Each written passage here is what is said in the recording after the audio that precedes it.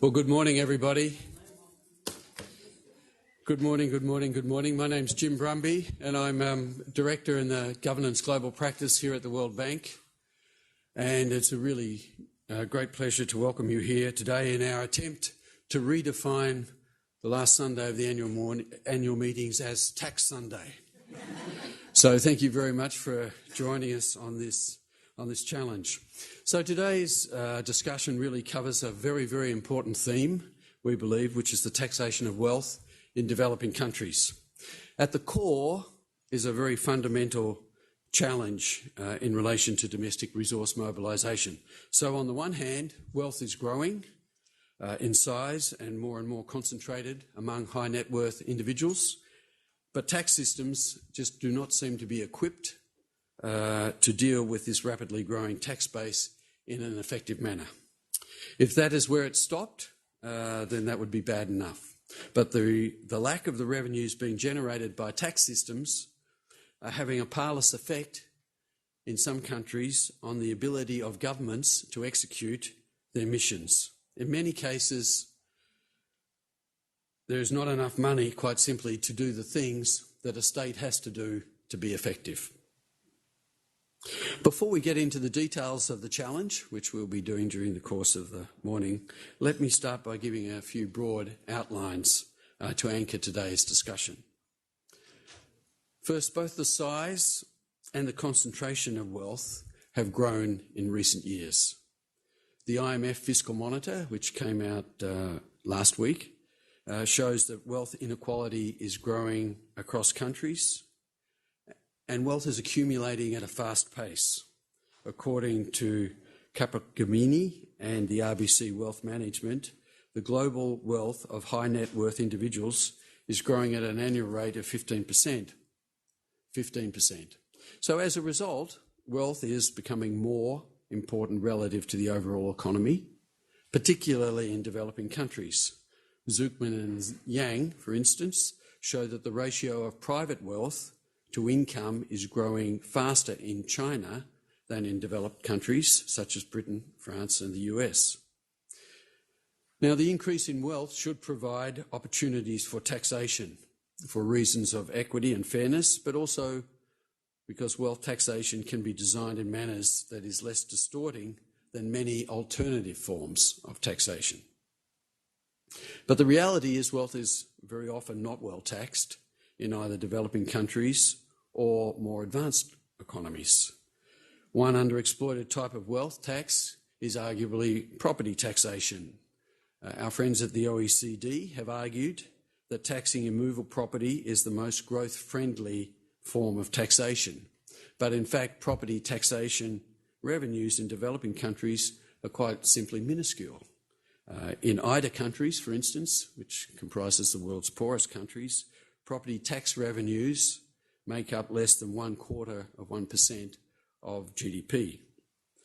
Another possibility may be a general tax on wealth, but wealth taxes have very clearly fallen out of favour. Between 1985 and 2007, the number of OECD countries with an active wealth tax fell from 12 to just 4, and very, very few developing countries have any form of wealth tax. India had one until the last budget. The resistance to wealth taxation is often driven by concerns that taxes on financial wealth are distorting, but the supporting evidence, in fact, is quite thin. A recent study by Clevin shows that when Denmark did away with taxes on high net worth individuals, the impact on the overaccumulation of wealth was small. And other studies find that when impacts are found, they're typically driven much more, in fact, by the underreporting of wealth and tax evasion. In other words, taxation affects the official numbers on wealth, but not necessarily the underlying reality. And with this last point, I think we get to the crux of the problem. Underreporting and tax avoidance and evasion. Together with the inherent mobility of wealth, this poses fundamental problems for tax systems, and in particular, fundamental challenges to wealth taxation. So estimates by Zuckman and his co-authors suggest that roughly 8% of all household financial wealth, which is about equivalent to 10% of global GDP, is being held offshore in low-tax jurisdictions, and roughly 3/4 of this goes unreported. For developing countries, the figures are starker. 22% of all Latin American financial wealth is estimated to be held overseas. For Africa, the number rises to a whopping 30%. These numbers don't give us a direct sense of who owns the wealth or what tax should be paid on it, but evidence is gathering that high net worth individuals are not only more likely to be underreporting assets abroad, but there is actual revenue to be gained by stamping out that underreporting. A recent paper by Zuckman shows that in Scandinavian countries, once you take undeclared cross-border assets into account, taxes evaded by the top wealthiest individuals rises from an average of 3%, which I guess is a near miss, to close to 30%, which is far from a near miss. This suggests that tax gaps are at their widest for high net worth individuals. Unfortunately, we have no similar or concurrent evidence for developing countries, but given the large amount of wealth that is held offshore and the overall lower capacity to counter cross-border evasion, we might expect this to be an even bigger problem for poor countries. We have work to do on how to frame this problem. In yesterday's panel on the MTRS, Passoir, as an aside, said nobody likes paying tax.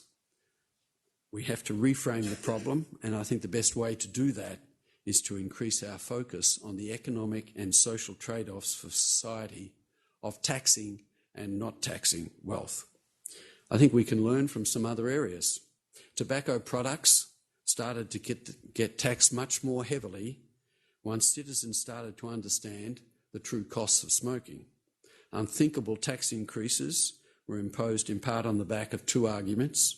One, about reducing the attractiveness of smoking, especially for young people, and two, that this would provide a source of funding to meet healthcare costs associated with tobacco use and perhaps other antisocial behaviours. This excise went from being yet another non-requited tax to being an important instrument of very targeted social policy. I wonder, can we make similar arguments about wealth taxation, that it is in fact about curating wealth and changing access to our wealth?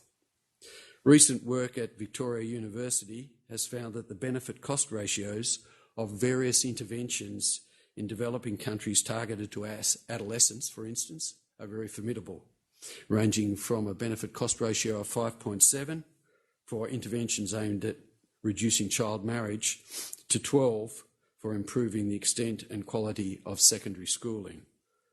Perhaps we can suggest that taxing wealth can fund these sorts of interventions, taking resources from wealth that's already been constructed, as it were, and placing it in the wealth of human capital, which is still under construction. Perhaps this is necessary to create the popular support for taxing wealth, changing it from being about a sense of loss to being something far more positive. So I think we have a lot to discuss today, I'm looking forward very much to hearing the perspectives of the speakers and the audience and the solutions that can be offered at the global and at the national level. And before I hand over to Vicky, I would like to draw your attention to the agenda very briefly for today's session, because we're not only talking about wealth. After the lunch break, which will be quite brief, we'll have a conversation about the tax policy assessment framework. This starts at 12:30, and this is joint work by the IMF and the bank, which we basically embarked on around the time of the Addis Tax Initiative, and this is the first public airing of the tax policy assessment framework work. So, Vicky, thank you very much. Okay.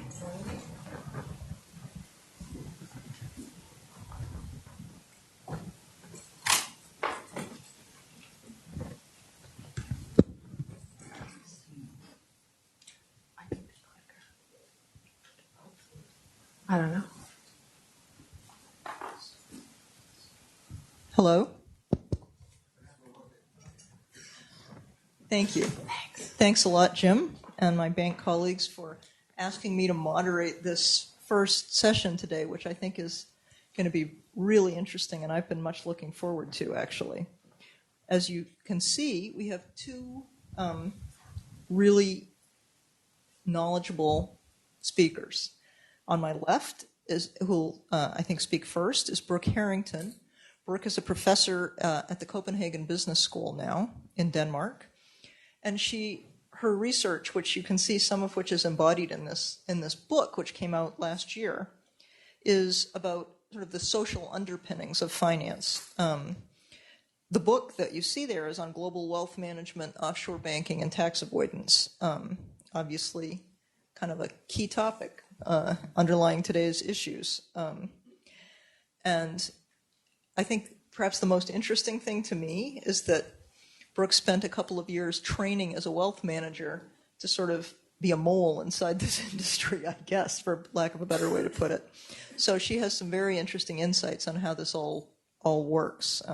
Before she joined the faculty at Copenhagen, Brooke was on the faculty at Brown University in the U.S., and so I'm really looking forward to hearing what she has to say about how to tax high wealth individuals. To my right, another equally well-qualified speaker, Alex Cobham, who's the chief executive now of the Tax Justice Network. He's also a development economist who's a visiting fellow at King's College in London. We know Alex's work well. He's focused on taxation issues, especially inequality issues and illicit financial flows issues, and done work on the analysis of the scale of global profit shifting, which is pretty key to assessing the potential for the Sustainable Development Goals to not only raise revenue, but focus on the other aspects of the Sustainable Development Goals that deal with inequality and what goes uncounted, as he puts it, which is very accurate. Before becoming the chief executive for Tax Justice, Alex was a research fellow at the Center for Global Development, and he's worked with Christian Aid, Save the Children, and also been at Oxford. So without further ado, I'm going to turn over to Brooke, who's going to speak first, then Alex will speak, and then after they've both given their presentations, we'll have a few minutes for your questions and discussion from the audience. So thanks a lot. Thanks, Brooke. Thank you. Can you all hear me? I am trying to start up my slides here, but it looks like I have to move to the podium to do that.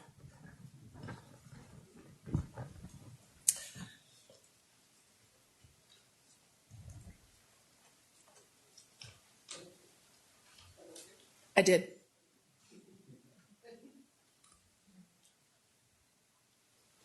All right. So I've been advised that this all works much better if I go sit down. I have to rein in my natural instincts to walk around and gesticulate. So, I'm grateful to Mr. Brumby, actually, because I had to ruthlessly slash my presentation slides to fit 10 years of research into 30 minutes. But he set me up perfectly by talking about many of the things that I wanted to talk about but had to cut, such as the explosive growth of worldwide wealth inequality. So I want to pick up where he left off and start with the issue of like who actually makes that happen and who is causing the resultant $200 billion annual global tax loss that comes from that. So Mr. Brumby quoted frequently from Gabriel Zucman, and we sort of wander in the same circles, he and I. You may be familiar with his 2015 book, The Hidden Wealth of Nations. Mr. Brumby quoted a few of the key stats from that, like the 10% of GDP being offshore. One of the other key stats is this $200 billion global tax loss. So who makes this happen is my sociological research question.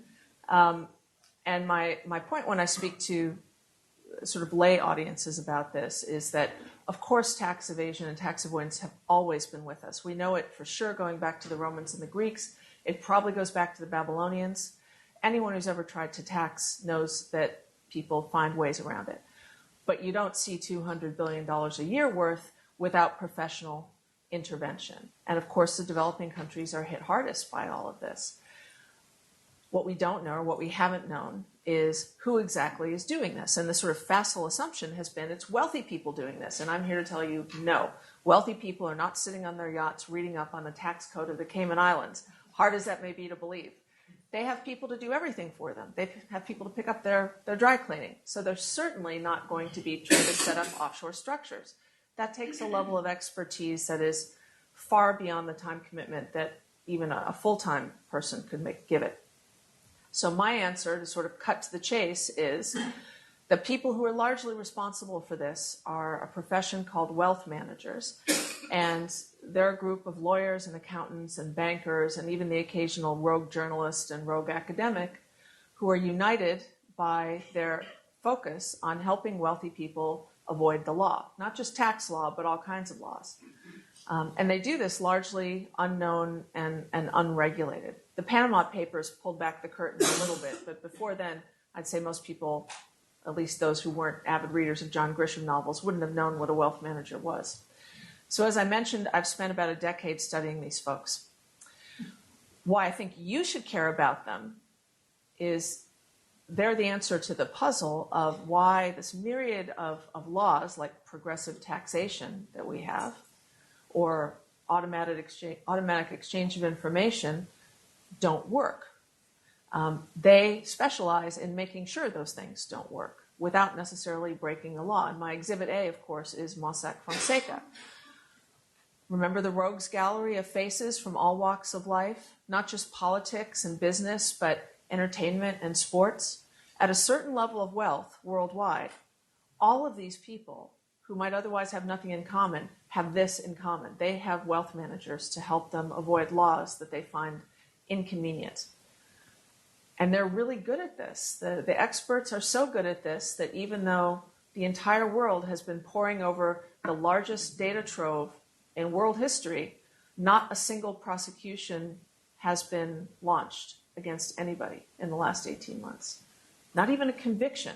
Nobody is thought to bring a prosecution.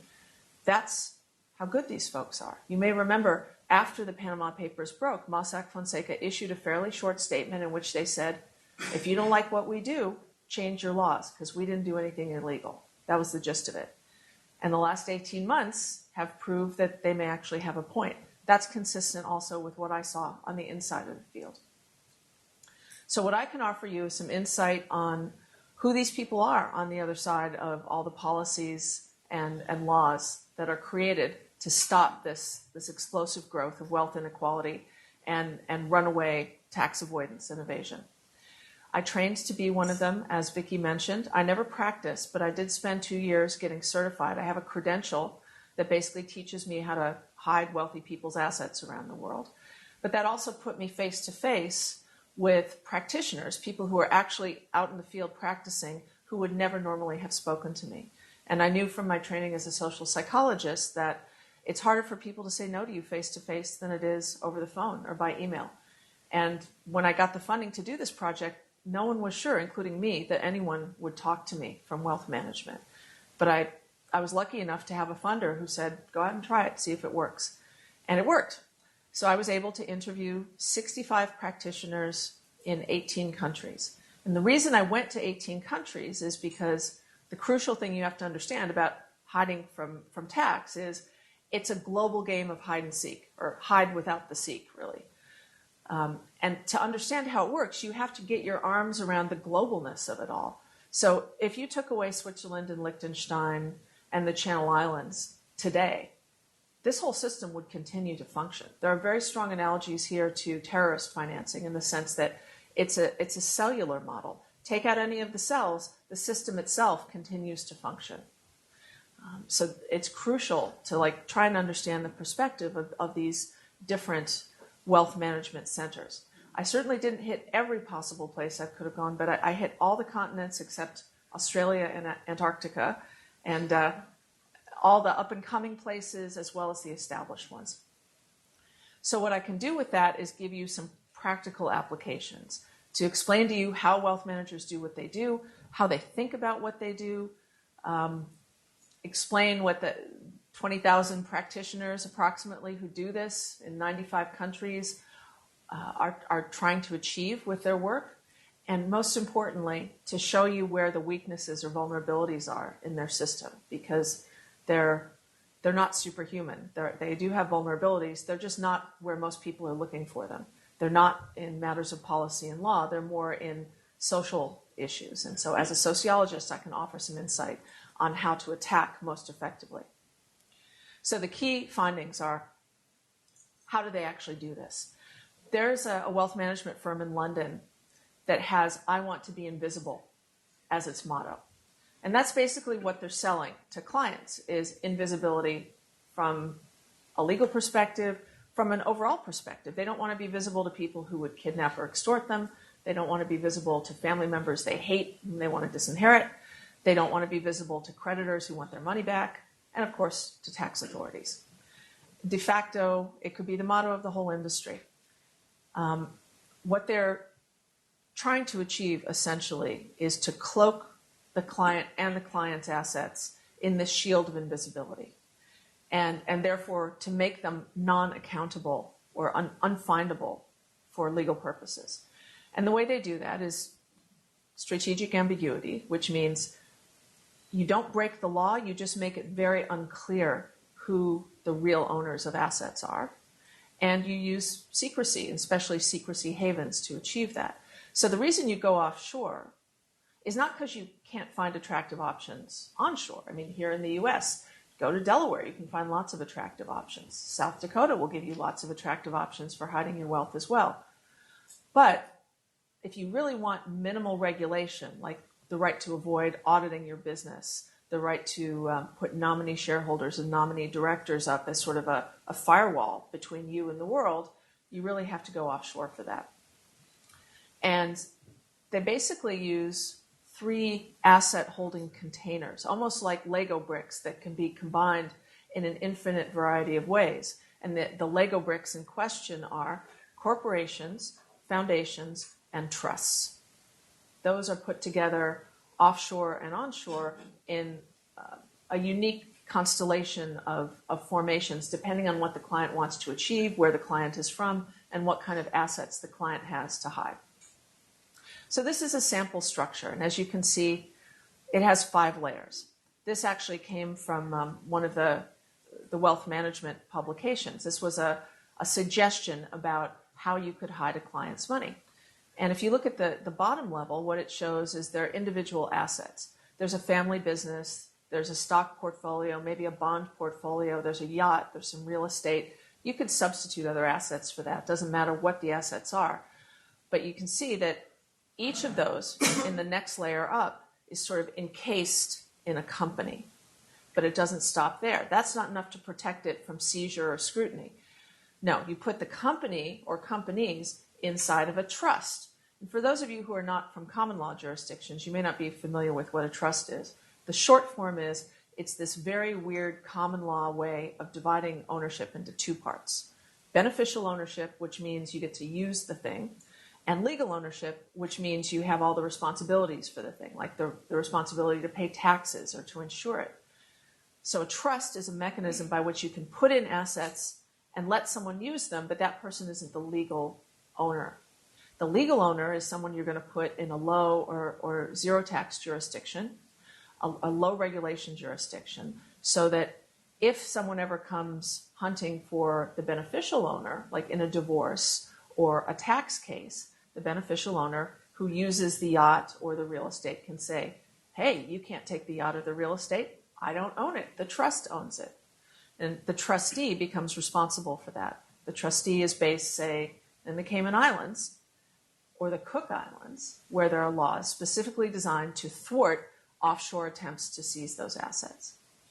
And by the way, trusts are not registered in most places. They're not a thing like a corporation or a foundation is a thing. A trust can't go bankrupt. A trust can't be sued. A trust is just an agreement among a group of people.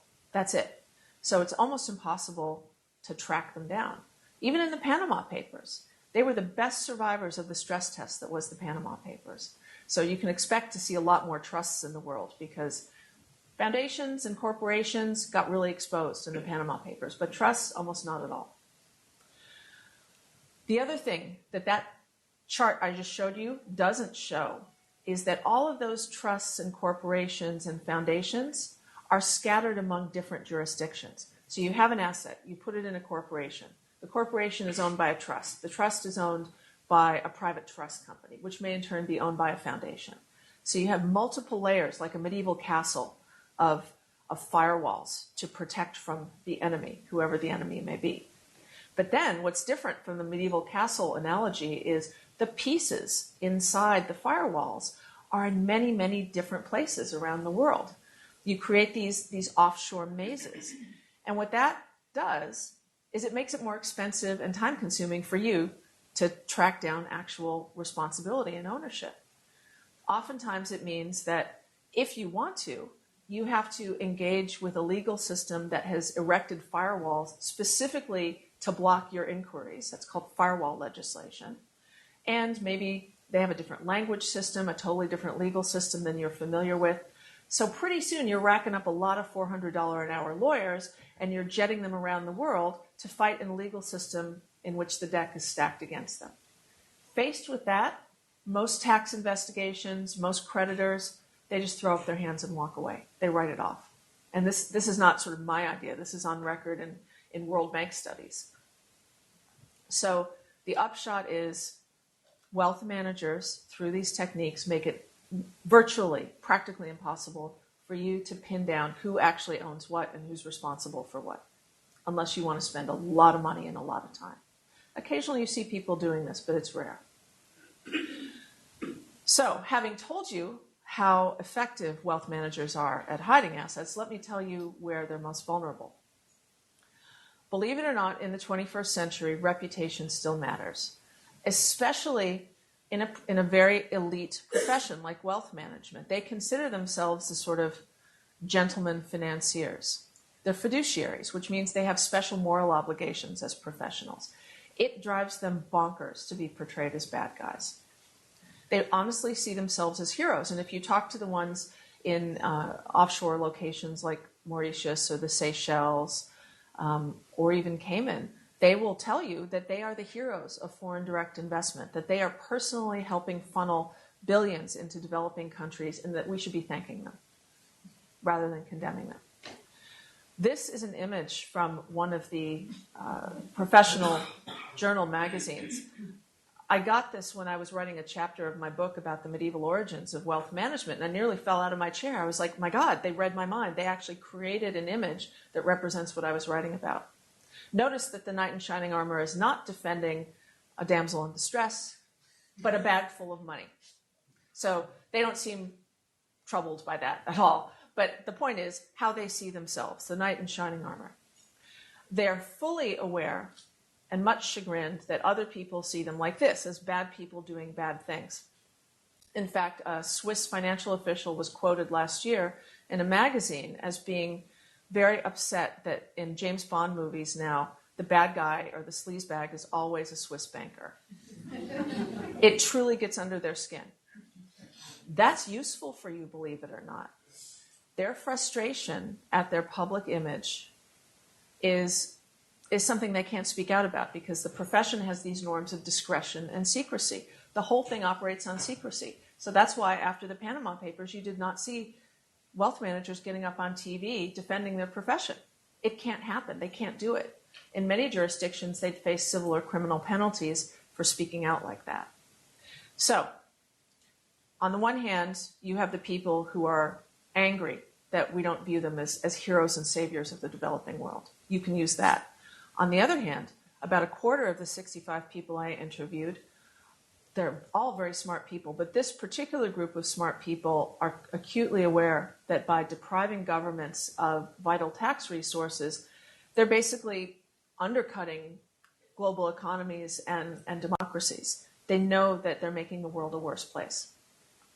However, they have mortgages to pay, they have children's school fees to pay, they're usually like middle-aged people with established careers. They're not just going to cut themselves loose and go, deliver mail or something. They have to make the rent, so to speak.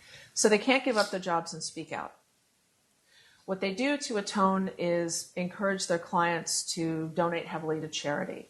Or one of the gentlemen I interviewed at Mossack Fonseca's Panama City headquarters about 18 months before the Panama Papers broke, he said he spoke to his clients about the sort of political science theories of poverty. How he didn't get fired doing that, I have no idea, but he did his best. Anyways, they're flailing. They're flailing to assuage their consciences, and they're not being very effective about it. Those people are going to be the next John Does, the next leakers. All this resentment and guilt, these are assets that you can exploit. So here's some recommendations. One is, if your countries have been focusing on rich people as the adversary or the problem, stop focusing on rich people. I mean, yes, they benefit from these offshore techniques, but they're not the ones doing the work. The people doing the work are the wealth managers. Without their expertise, we would never see $200 billion a year escaping tax coffers. Use their vulnerabilities. In Australia, I was just at the OECD about 2 weeks ago in Oslo. They had a meeting of all the tax authorities from the member countries. And right after I gave my talk, in which I spoke about targeting wealth managers, up gets the Australian Tax Commissioner and says, oh, by the way, we have something called the Intermediary Disruption Project. And it sounds exactly like what Professor Harrington was talking about. So the Australians are way ahead of me on this. They've already got a program in place basically to track wealth managers because they've recognized somehow that they are the problem rather than the rich beneficiaries who are the clients. Second of all, law and policy, don't expect it to be a magic bullet. There is a long, sad history of people thinking, now we've got them, now we've got those tax evaders, and finding out, like Wile E. Coyote, that the roadrunner just slips right past them. And, we can go through a lot of examples here. I won't take up too much time with this, but the European Savings Tax Directive that had to be scrapped after 10 years because it turns out, who knew? Rich people don't keep their assets in interest-bearing passbook savings accounts. Somebody spent 10 years trying to make that work. The French wealth tax. Apparently, wealth taxes just don't stick very well because, among other things, wealthy people, if they don't want to pay the wealth tax, they go to one of the many firms in the cottage industry devoted to helping them get new passports. Easy as pie. Eduardo Saverin did that after he founded Facebook. He gave up his U.S. passport. Now he's a citizen of Singapore. You may have heard the actor Gerard Depardieu got himself a nice, shiny Russian passport personally from Vladimir Putin. There was this horrific photograph of him getting a big, wet, sloppy kiss from Putin as he got the passport. I'm still traumatized by it. I don't know about you. But it's trivial for people to escape these attempts to trap them into paying their taxes. I'm sorry to say that I suspect that the common reporting standard that the OECD is so proud of is going to meet a similar fate. It will close down some avenues, but I've reviewed it in detail, and most importantly, I've taken the course that wealth managers offer to other wealth managers to teach them how to get around the common reporting standard. And in the Q&A, I could rattle off 15 ways that you can get out from under this. It's just, it will work in some respects, but it's not going to be a silver bullet. So my suggestion as a sociologist is fight where they're not expecting you to fight, and fight on their actual vulnerabilities rather than their imagined vulnerabilities. Law and policy, not one of their vulnerabilities. So, co-opt the resentful ones. They want you to think they're good guys. They're ticked off that the world doesn't appreciate them. The Israelis figured this out a long time ago. I don't know how they did it, but they figured out that wealth managers want to be seen as good guys. Maybe they had some social psychologists in the Knesset, because social psychology teaches us that everyone wants to be seen as a good guy. Even the most horrific people in the world, they have some convoluted rationalization to explain to themselves why they're actually really good people. Wealth managers are no different. You can leverage that. So the Israelis, they decided that they were losing too much money to tax avoidance and tax evasion, and they figured out that the problem was not the wealthy people of Israel, but in fact the wealth managers who were facilitating this exodus, pun slightly intended, of tax money. So they went to the wealth management community in Israel and said, look, we're going to close up your loopholes. If you'd like to cooperate with us and help us make smart laws, we'll let you keep some loopholes so you can keep your clients happy. If you don't cooperate with us, we're just going to shut it all down. Your choice. So the wealth managers, 3 of them at least, said, okay, we'll help you. So they crafted much more intelligent laws, left a few small loopholes open. Everybody was happy for a couple of years. Then the regime changed in Israel. The new regime said, hey, we never made a deal with the wealth managers. We're closing all the loopholes. And that was the end of that. The point being, the Israeli state won that. Why did the wealth managers cooperate? It gave them a chance to publicly be a good guy. They got patted on the back by the government for being good guys and cooperating. They want that, believe it or not. They're not outlaws. For the conscience-stricken, as I mentioned, they're the future whistleblowers. Cultivate them. What do you have to give them? Anonymity. This is what makes John Doe different from everyone who came before. If you've heard the name Hervé Falciani or the LuxLeaks guys, those people are going to be hounded in the courts for the rest of their lives. They had to give up everything. It's like turning on the mafia. You have to be prepared to leave society and take your family with you. Nobody wants to do that. So what John Doe showed is you can have your cake and eat it too. John Doe, for all we know, he or she or they, still working their wealth management jobs. We'll probably never know who John Doe really is unless John Doe decides to give him or her themselves up. But that's what everyone wants. They want to keep paying the mortgage and do the right thing. So what you have to make possible is to put your PGP key out there. Make it easy for the next whistleblower to call you and drop a big data trove on you without giving up their life. Finally, name and shame still works in the 21st century. Naming and shaming got the Swiss to return $21 billion in avoided tax to Angola, $1 billion to Nigeria. It got the people of Jersey to return $600 million to Nigeria. And the bailiff of Jersey said on record, this was part of an effort to clean up the image of the island. So they were quite explicit about why they did it, because they want other people to think well of them. Name and shame works. With that, I leave the floor to Alex. Thank you.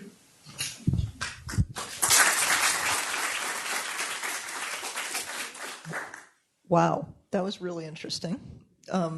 Certainly I have some questions, but we'll hold the questions until after Alex speaks. I think Alex is going to speak from the podium. So thank you, Alex. Yes, thank you.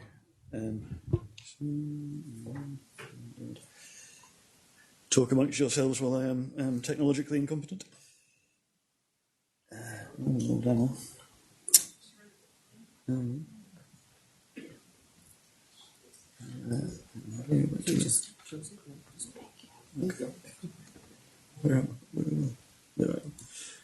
Okay.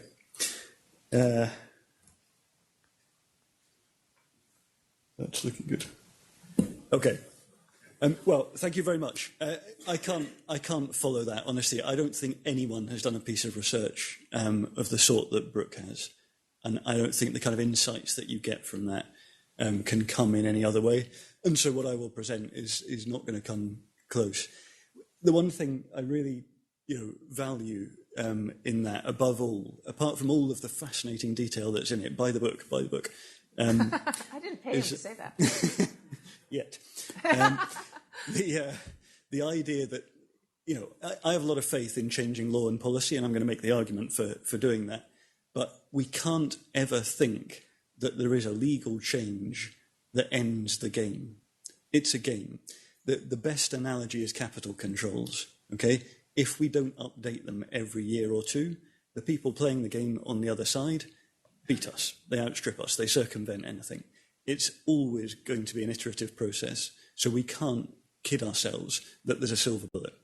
But that said, we can go a long way to eliminating transactions in which one or other party is anonymous, and the information role in that is kind of crucial.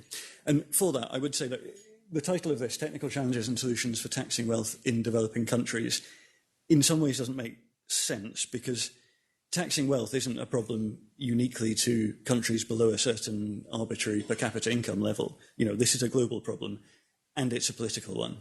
It's largely a political question about how and whether we want to tax wealth before we get to the technical questions. And we can't only think that we're dealing with a technical problem. In short, if you want to ask yourself, are you serious about taxing wealth? Then the first thing you've got to ask is, well, do you want to do it? If the answer is no, then you've already got your answer. And in many cases, that's where we are. If the answer is yes, then the question you ask yourself is, okay, do you know who owns the wealth that you want to tax? And if the answer is no, well, here we are again. You didn't do it. And that's as far as my diagram goes. I have no other lines on here.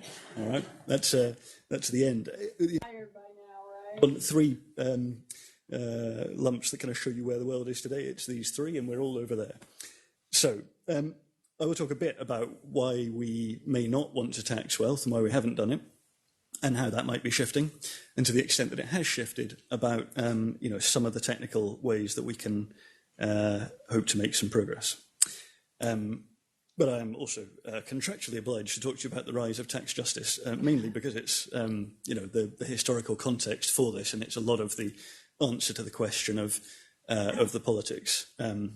But with that framing, I'll talk about whether we should be trying to tax wealth and why we haven't done in many cases, before closing on some of those technical obstacles and solutions. So, thinking about the tax justice movement, if you like, in some ways it goes back forever, but the modern period starts in the late 90s.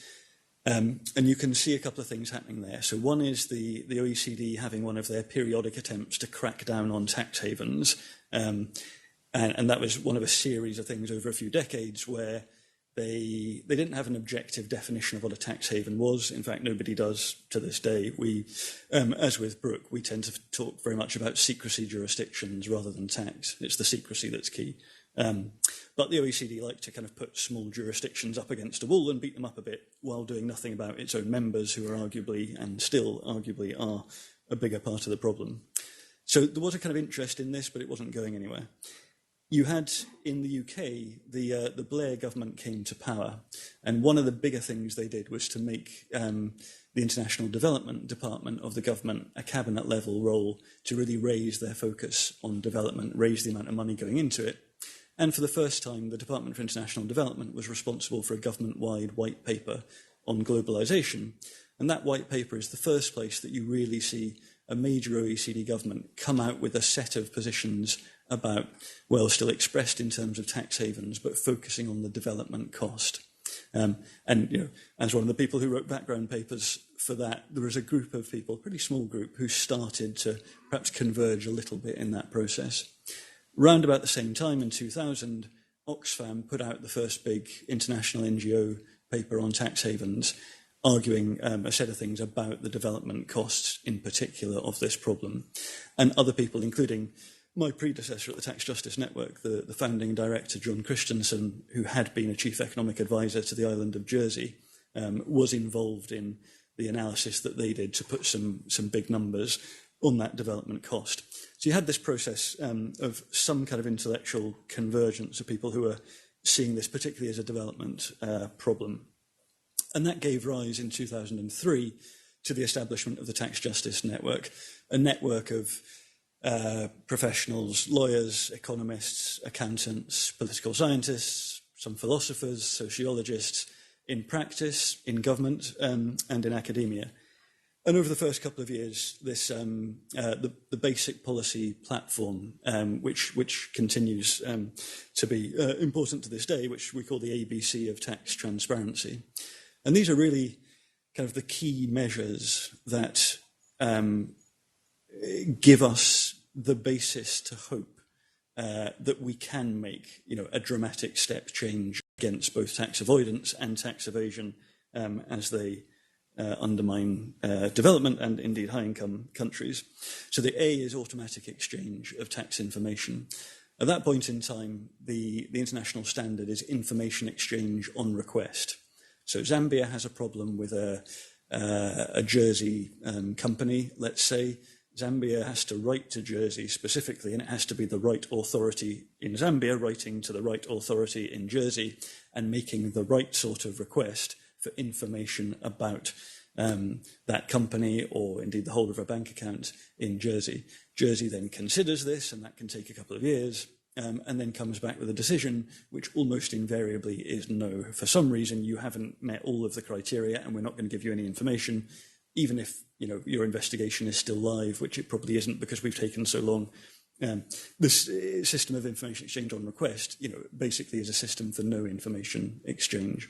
And so it was very clear that, having this as an automatic process, annually informing each other about what your citizens, what the citizens of other countries are holding in bank accounts in your country, is the only way to make that actually have some impact. And I'll come back to that, and also some of the issues that Brooke has raised with that, with the optimism we have about that. The B is another crucial part fitting into that, beneficial ownership. If we don't have on public record who the actual warm-blooded human beings are who own companies and trusts and foundations, then none of this works. We can't do even corporate taxation effectively. We certainly can't do individual taxation of incomes or wealth. As Raymond Baker of Global Financial Integrity is fond of saying, there's no good reason ever not to know who you're doing business with. Markets don't work better and states don't work better if you allow anonymous ownership, and yet we continue to allow it. The C of the ABC is country-by-country reporting by multinationals. This is the requirement that you have to produce annually data on where your economic activity is, your sales, your employment, and so on, and then where your profits are being declared and where your tax is being paid. We have now something like a global consensus that profits ought to be aligned with the location of real economic activity, and yet we don't actually have the data to see whether that's true or not. And so people like me are reduced to doing estimates of it using the data we do have in public, which inevitably leaves you somewhere short of the final thing. Now look, all three of these in that early period, when you put them to people at the OECD, in treasuries, in the professional bodies of accountants and so on, they were just laughed at. Well, actually, no, I'm ahead of myself. First of all, you had to explain what each of these things were. Once you'd finished doing that, then they laughed at you and said, this is utopian, this is unrealistic, never happen.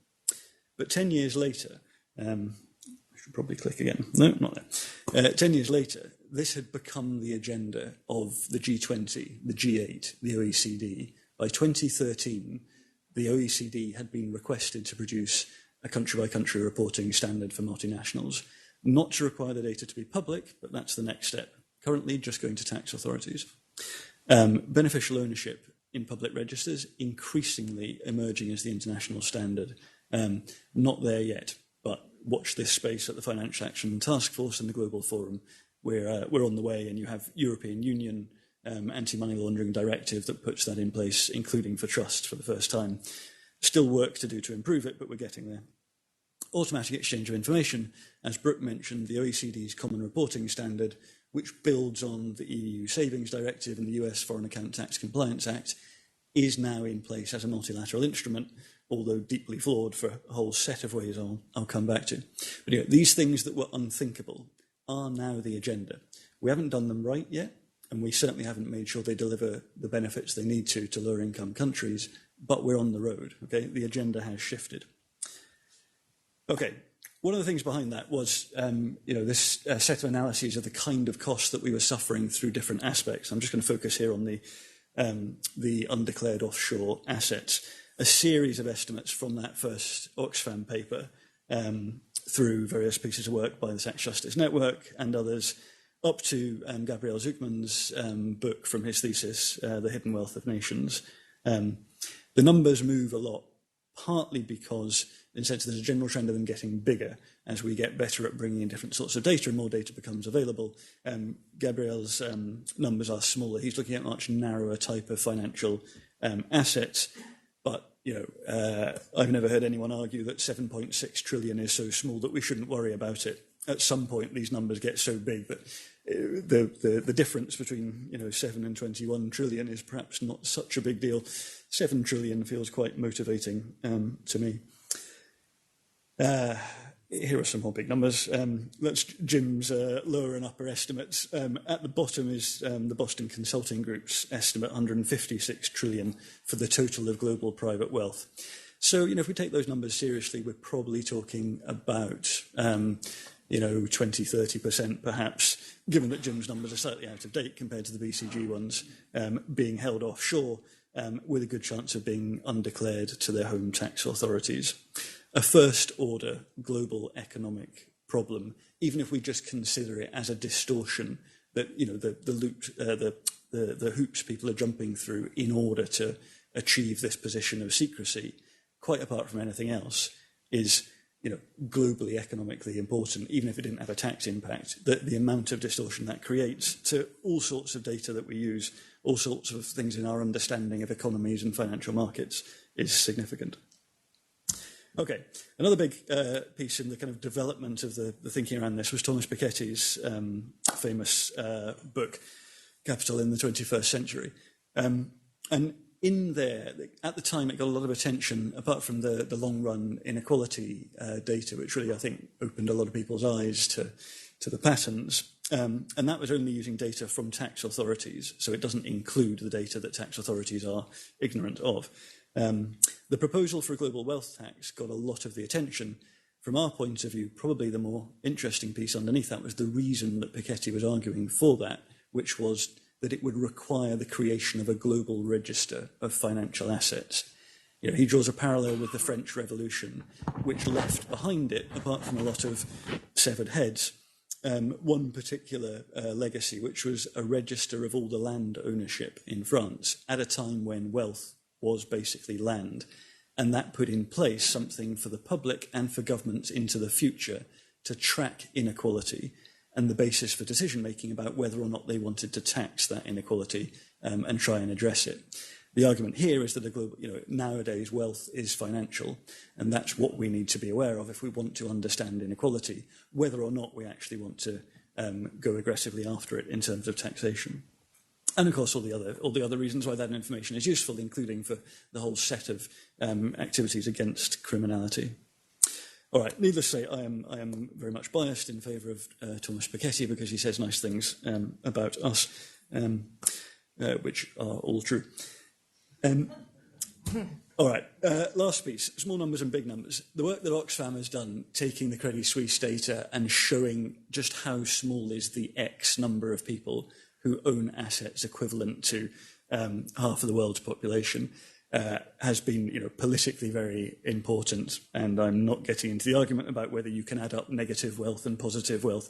Those numbers are extremely salient and have done a great deal of good to drive this argument forward. More rigorous, perhaps, the work of Alfred Setter and Johannesson and Gabriel Zucman again, that Jim referred to earlier.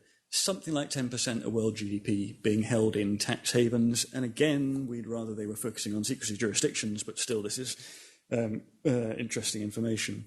But a very big range, and a number of the developing countries that they've looked at in particular having very, very high shares of GDP held offshore. That's entirely consistent with the work that Jim Henry's done on the price of offshore that I put up earlier. The top 0.01% wealth shares being, the very large component of that, but also very variable between countries. So we know that this isn't just the global elite everywhere behave like this. In fact, very big differences between how that same elite, if you like, behave in different contexts, and really worth thinking about in terms of Brooke's work. What are the drivers of that? What are the motivations of the people owning those assets and the people providing those secrecy services that gives us such differences in the behaviour in terms of tax evasion? Okay, on to, and I'm feeling like I should speed up a bit, on to why should we try to tax wealth? The kind of primary reason is the 4 R's of tax, the joy of tax, right? We tax we always think of revenue, right? And certainly that's important, and in so many cases where we're looking for additional funds in order to provide basic public services, clearly crucial. But we shouldn't forget the rest.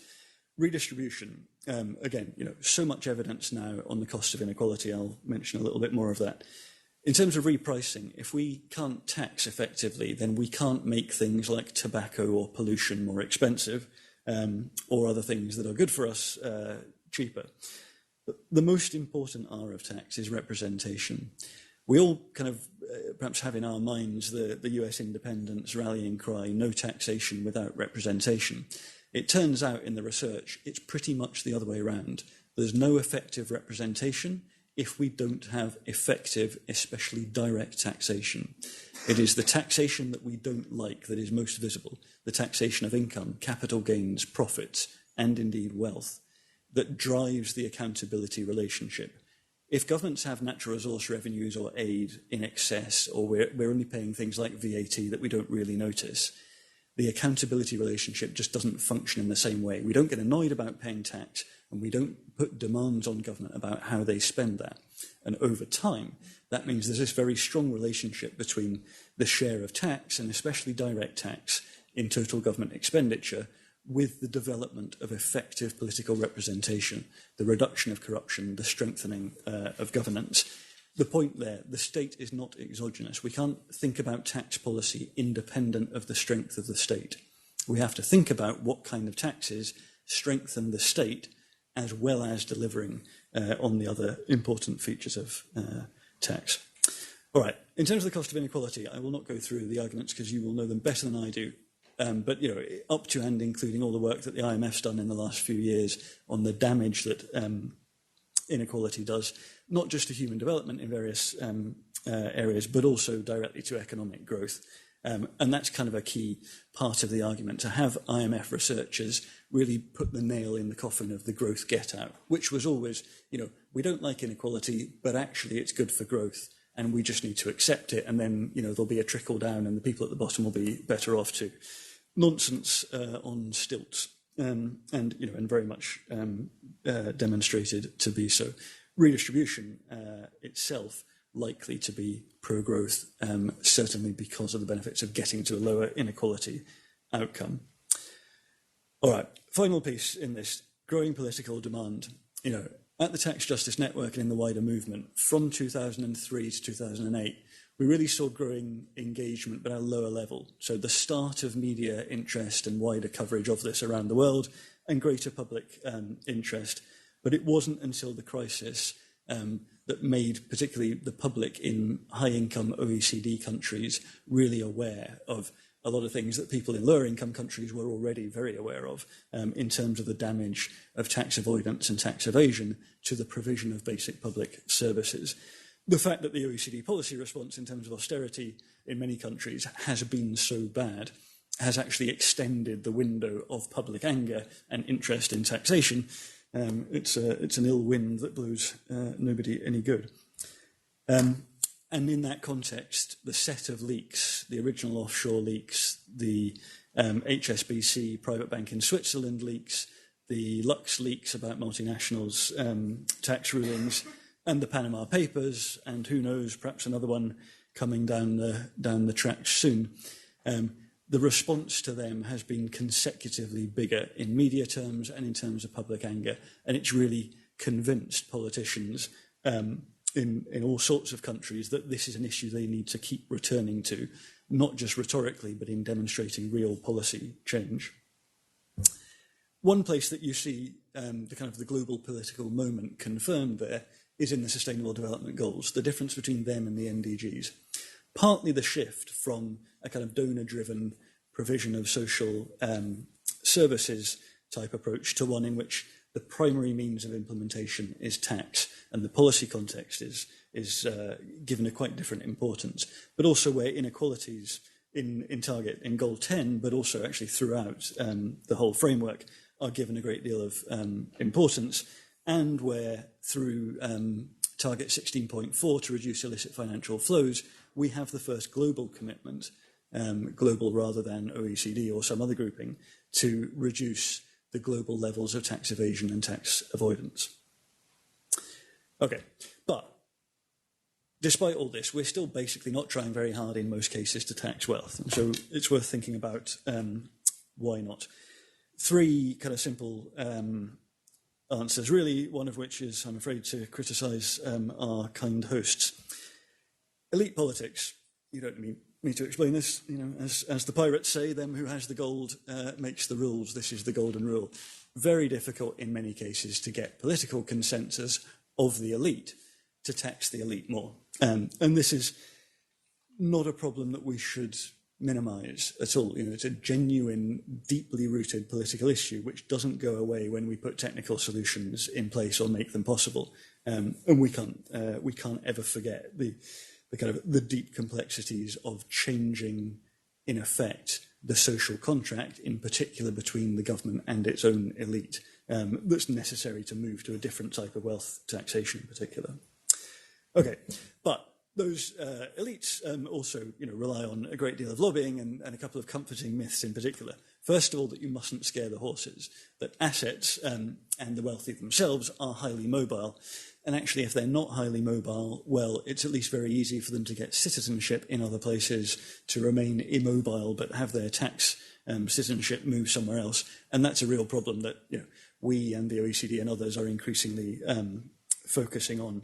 But it's also the argument that tax is really what drives where people live. I don't buy that. I have an ongoing discussion with people in Monaco about whether or not you live there if you're tax resident there. And people who are actually living there and genuinely committed to Monaco as the place that they're bringing up their children get really angry about people who are just using it for tax purposes, even though they themselves are perhaps there partly for tax purposes.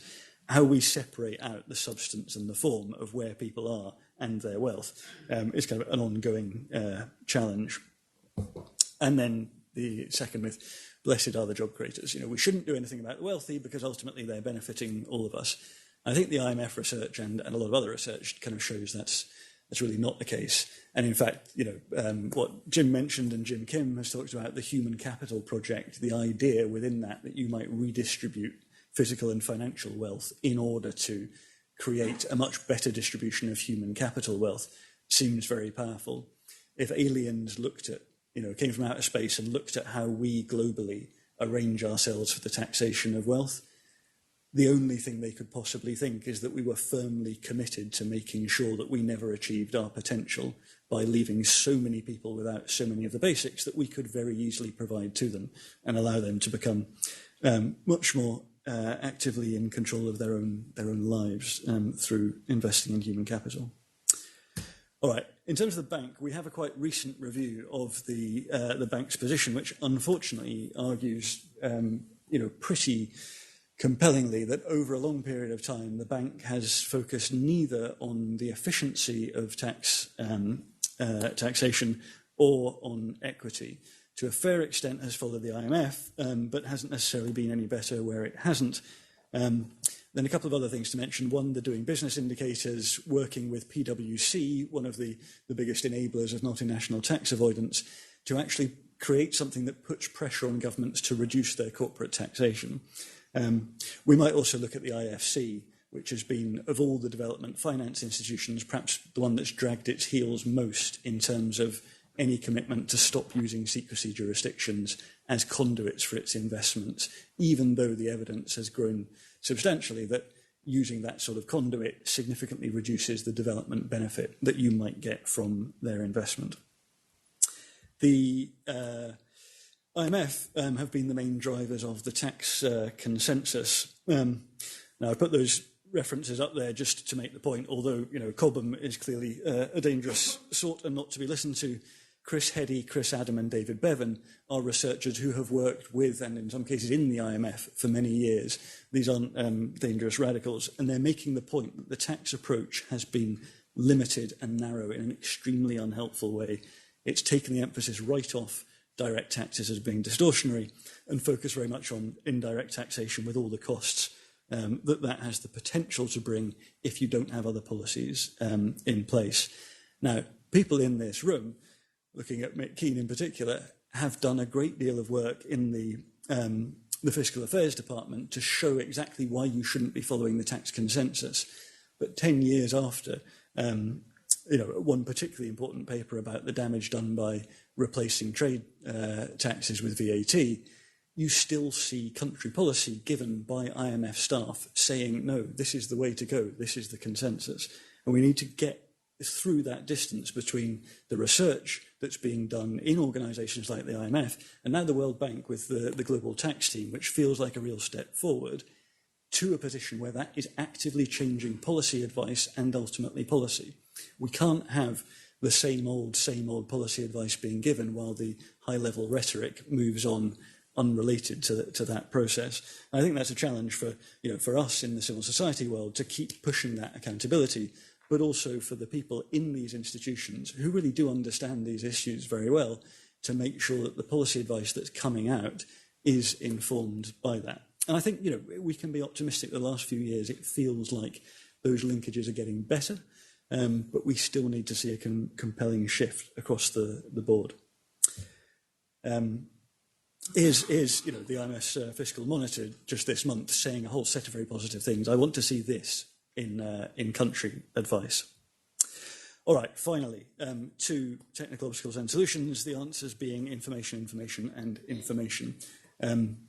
Vicky mentioned the work I've done on what I call the uncounted. It's this idea that people at the bottom are in all sorts of ways not counted in surveys and all sorts of other data that's then used to set policy, so that they are further marginalised. They suffer greater inequality because they're not counted, while at the same time people at the top use their power, as Brooke has told us, to themselves to become invisible, to become uncounted, which in turn drives higher inequality. If we're concerned here, as we are with the taxation of wealth, and we're focusing very much at the top of the distribution where so much of the wealth is, then it's that problem of uncounted. It's how we unpick that we have to consider. Again, just to go back to the other paper this year from Alstad-Setter and Johannesson and Zuckman, very clear findings about the extent to which the very wealthy are willing to commit pretty blatant evasion by separating themselves on paper from the ownership of their wealth. Until we can challenge that, we cannot tax wealth, or at least our wealth taxes will be at best middle-class property taxes. Okay, so the ownership of wealth is the information that we need. Now, the end of bank secrecy, this opening up of the automatic information exchange process, is an important step forward, ending some of the more traditional forms of anonymous ownership. But of course, we also need to see public registers of beneficial ownership across the board. Companies, trusts and foundations, each of the type of vehicles that Brooks talked about as being integral to the process of creating anonymous ownership. And I think we need to at least explore this idea of a global financial registry, linking that all up with taxpayer identifications to make sure the information, all the lines join up, that there aren't big black holes suddenly where if you have a trust in Jersey, then that's it, end of the search. All right, so exchange is important. Thinking within tax authorities about how we use information is also critical, and the research done at the International Centre for Tax and Development with the Ugandan Revenue Authority shows some really interesting ideas about how we join up existing data that tax revenue authorities have, but also how you expand information exchange networks, make sure you're getting more information from outside. Crucial thing to think about there, probably the best evidence we have on this, for the IRS in the United States, when there is automatic provision of information to the tax authority by third parties, the tax compliance rate without any enforcement activity goes up 7 or 8-fold. Really dramatic, even though everyone knows the IRS can't deal with the amount of data that it has, and in most cases you're unlikely ever to be investigated. Simply knowing that there is third-party automatic provision of information has a dramatic impact on compliance. Having automatic exchange of information and knowing that your country is participating in it, we can expect, even with no other changes, to have quite a significant impact. But of course that raises the question of which countries are included in the Common Reporting Standard. And the OECD's exchange network has shifted, unfortunately, from being global, in theory, fully multilateral, to actually allowing this dating process, so that Switzerland, for example, can say, well, we've signed up, but in fact we're only going to exchange information with a handful of countries, the ones with such big economies that they have a big enough stick to threaten us with. Everyone else, well, you're on your own. You're where you were. The impact of that and very rigid reciprocity requirements is that the benefits so far, as the CRS kicks off this year, much less than we might have expected for lower income countries. This is a mapping from a doctoral student at the University of Ghent, Wouter Lips, of the relationships that currently exist. And you can see the great core of that, the red part in the centre, is exchange happening within the European Union.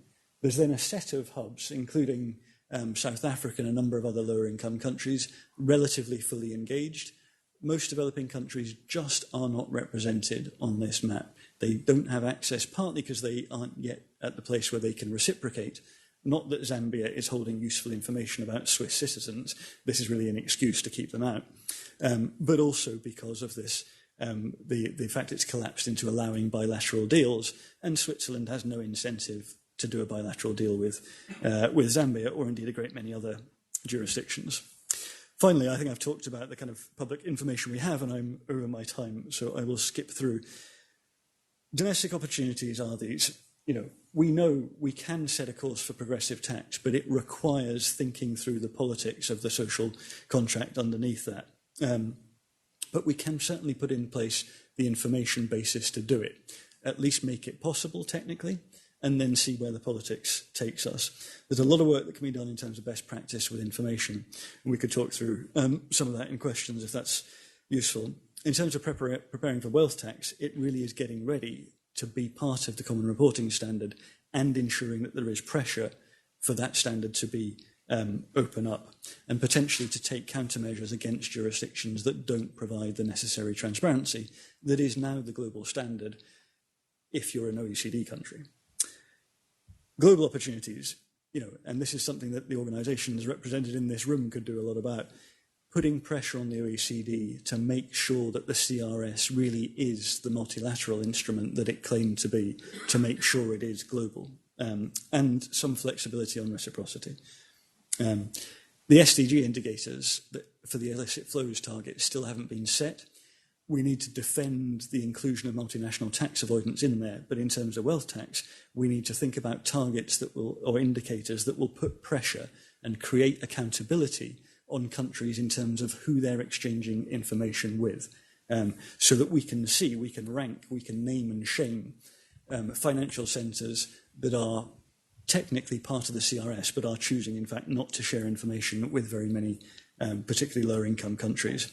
Also pressure in terms of whether you're registering your legal entities or not. One possibility the next few years is to put all of this together into an international financial transparency convention, and that's something that's under active discussion to establish these standards as the norms and potentially the basis for countermeasures. And finally, to explore the potential for a global financial registry joining up ownership data as we have it to create a very powerful single tool. There is an enormous amount more in all of this, but I've gone on far too long, so I will leave you with a picture of one of the major problems in the world of financial secrecy, and say thank you very much. Thank you, Alex. So I think, given when we started, we can now take about 12 minutes for audience questions and discussion. Please, if you could please go to the microphone in the middle of the aisle to pose your questions, and those who want to pose a question perhaps sort of line up at the microphone. And indicate, if you would please, your name, affiliation, and to whom you are posing the question, either or both. Thanks. Thank you. My name is Raju Lavasti. I work for the Global Tax team in the World Bank. Thanks a lot for these both really fascinating presentations. I just wanted to pose to the panel a proposition, which is, I know we've focused a lot in this session on mobile capital and wealth that is moving around internationally. But I think, and we talked about the big numbers involved, which is of course extremely important to talk about. We talked about this $200 billion of lost taxes. I think we are losing sight a little bit of the assets that are actually immovable within countries. Jim talked about the really, really low uptake of the property tax, particularly in developing countries, at a quarter or 1% of GDP. Another number that I would like to throw out is 1% of world GDP is $800 billion, roughly. So if we were to be able to move to that level even in terms of an average collection of property taxes, that's a big number in comparison to the 200 billion. Thanks. Let's take a few questions, and if you could perhaps be brief in your question, we'll have time to get more of them. Kiyoshi Nakayama, IMF. I had a chance to write a book review on Professor Harrington's book last year, just before the publications, and in IMF's monthly magazines. And I found it quite interesting, and I made a recommendation that the tax inspector all over the world should buy and read this book. My question is, one of the suggestions, make the wealth manager whistleblower. I think it's a quite effective way to make the wealthy people lose their trust in the wealth manager is a very pragmatic approach. But I do not recall you mentioned those suggestions in your book last year. So my question is, what made your thought change? Thank you. Let's take one more, and then the panel can respond. Didier Jacobs at Oxfam, and my question, if I may, is maybe to you, Vicky, or the IMF. So both speakers agreed that the problem is global, not specific to developing countries, but I'd like to focus on developing countries and more specifically on low-income countries. In many small low-income countries, there is not much wealth to begin with, and the wealth that exists is very concentrated. It's half a dozen families that own the 4 hotel chains, the 3 supermarket chains, the 3 banks. All that together is the same people. So first implication is that the owners of wealth, it's an open secret. Maybe they do hide behind a global web of anonymous companies, but people in the streets can tell you it's this and that family. And the second thing, building on what the first questioner here asked, the wealth is based on physical assets that cannot move. The hotel cannot move, the supermarket cannot move. So it seems to me that there must be legal and policy responses then to capture that wealth. And the problem is not so much with the wealth manager, but it's more that it's the same 12 families that also control the parliament and that make policy responses. So that's where external pressure from the IMF, from the World Bank might be useful. And so the question is, can we look at more creative ways to capture that wealth, and maybe even at source with more conditionalities, for instance, on things like competition policy that would prevent the wealth from appearing in the first place. Okay, let's first turn to Brooke and Alex to respond to some of those points, and then we'll take some more questions. But I think we want to try to get some responses here. Oh, okay. I'll take the second question first. The developing countries actually aren't that different from the developed countries in terms of concentration. The fact that there may be 12 families in one small developing country that really own all the wealth and do most of the tax evasion or avoidance is that's a consistent pattern across the world. The same study that Alex cited, the Zuckman and Alsat-Stater and Johannesson study, looked closely at Scandinavia, and they found that in Denmark, for example, the problem comes down to about 300 families out of a population of 5 million. So that's why they title their paper the 0.01%. No matter where you go, whether it's Denmark or some little tiny island nation, it's going to be about 0.01% of the population who are responsible for creating most of the tax problem in the country. And it may be an open secret. They may have an enormous amount of political power. What's interesting to me is that those people are using an even smaller number of wealth managers, because typically all those elites, that 0.01% around the world, they all know each other. They vacation in the same spots. They send their children to the same elite schools. They end up in the Hamptons at the same time or at Paris Fashion Week. There's some really good research by a colleague of mine in sociology about this. And they're telling each other whom to use for wealth management services, because one of the things I didn't get a chance to mention is wealth management operates on similar rules to speakeasies in the 1920s in the US.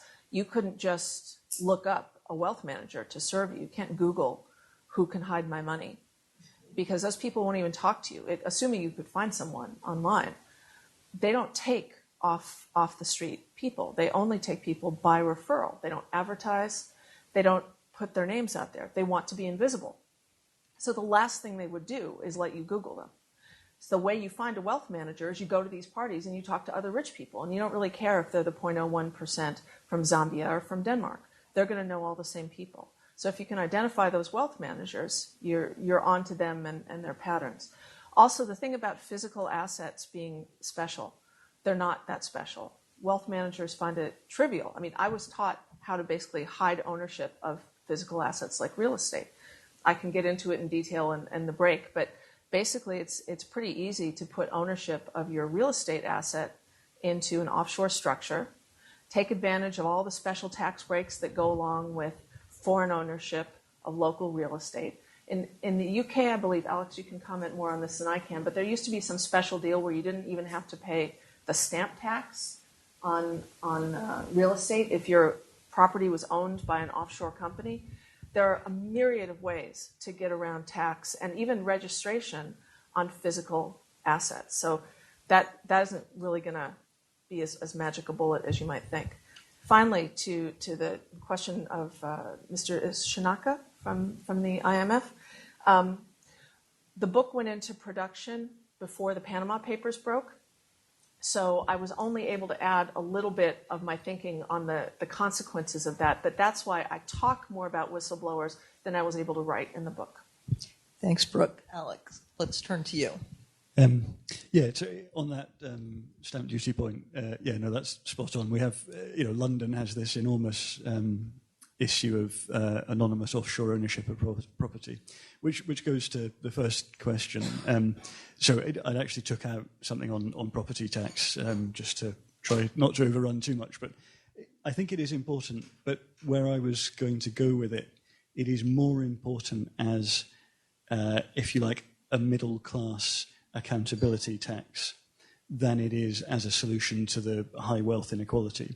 So, the work that Mick Moore and Nara Monkham and others have done at the International Centre for Tax and Development, very important and very supportive of establishing this. And partly, for the kind of the Piketty reason that if you're not taxing property, you're not keeping a register anymore of who owns it, and that is important information for all sorts of reasons. So I firmly support it. But the experience of, say, London with anonymous offshore ownership at the point when your property taxation might have the potential to be significant in terms of the values, is that at that point you still get back to the same problem that we've been discussing about the anonymity of ownership. So that's not a reason not to go for property taxes, and we absolutely should. But I think the bigger wealth tax problem is probably a step beyond. Thanks. Just to add from the IMF's point of view, we have been doing a lot more work in recent years with lower income countries on real estate taxes. And that's in part because technology has moved on a bit. It's easier to do it, but it's still extremely difficult. And there is this issue to a lawyer from a common law country like myself. It seems trivially easy to impose a real estate tax because basically you impose it on the building. If you've got a $600 million building and nobody pays the tax, the state takes it. That proves not to be the case legally in most countries. That's what would happen in the United States. But it actually, just to second what others say, and maybe you'll hear a bit more about this in the next panel, I don't know, but it's actually quite difficult to impose taxes on real estate in some countries when you don't actually know the owners, and the tax has to be imposed on each owner who owns the property. So, but we do nonetheless think it's extremely important. Okay. Well, let's see if we can get one or two more questions in very quickly. We need to finish in, I judge, a minute and a half. So, 2 questions. Thank you. Yes. Thank you, Vicky. I hope you can hear me. A question for Brooke. I'm convinced that fiscal policy actually is quite important and a prerequisite for aggressive collection from, for example, wealth managers, right? Do you think that there are situations where wealth management may be justified? I mean, are there situations where tax system is not based on sound policies? Could then the roles of good guys and bad guys somehow turn around? Thank you. And one more question, and then we'll ask for responses. Great. My name's Lucas Rutherford. I'm from the Commonwealth Secretariat in London.